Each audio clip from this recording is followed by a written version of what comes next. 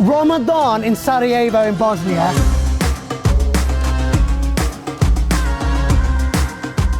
We're Christopher and Ben, and our main goal in life is to showcase to people across the world that it doesn't matter if you're black, if you're white, if you're Arab, if you're non-Arab, wherever you are across the world, Africa to China, Islam is for absolutely everybody and anybody, isn't that right? Absolutely, it's not about the threads of your clothes, it's about the faith in the heart. And we wear suits, we dress like this because in England, this is our traditional attire.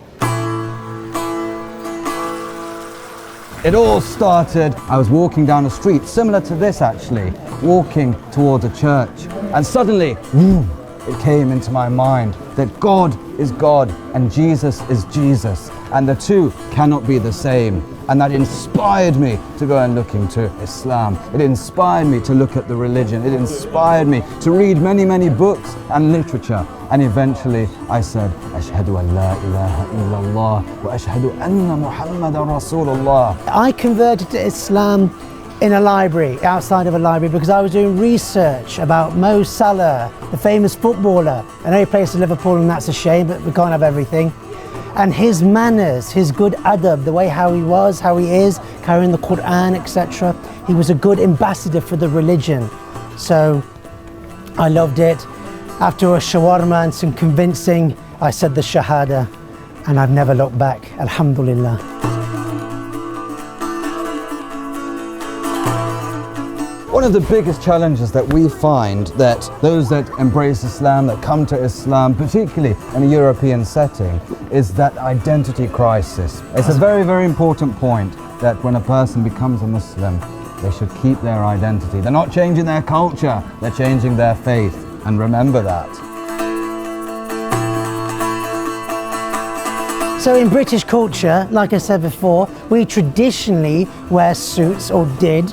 And as the years have gone by, people have started to wear the old joggers and the tracksuits, even when they're not going to the gym. And sometimes, well, not him and not us, we're not guilty of that, of course not, but we wanted to also look back into our heritage. And if anything, we've become more British since becoming Muslim. And an example of that is going to places like this. We'd be going down to the shop and we'd find beautiful shoes.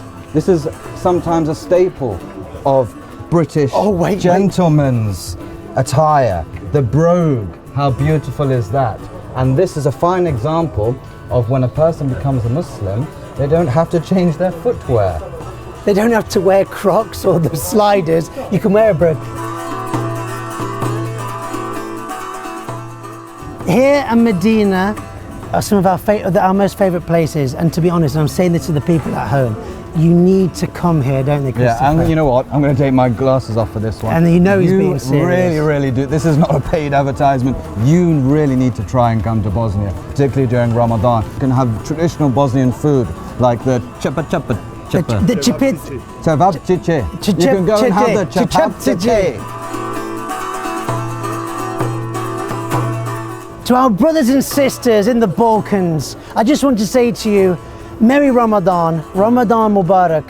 I'm so proud of you all. You've made me feel so welcome, and Christopher and the rest of our team. And I just want to say, keep going. Despite all the hardships that you've been through throughout history, you still greet people with a smile. You make people feel welcome, and it's so, so important, especially in this current climate of things.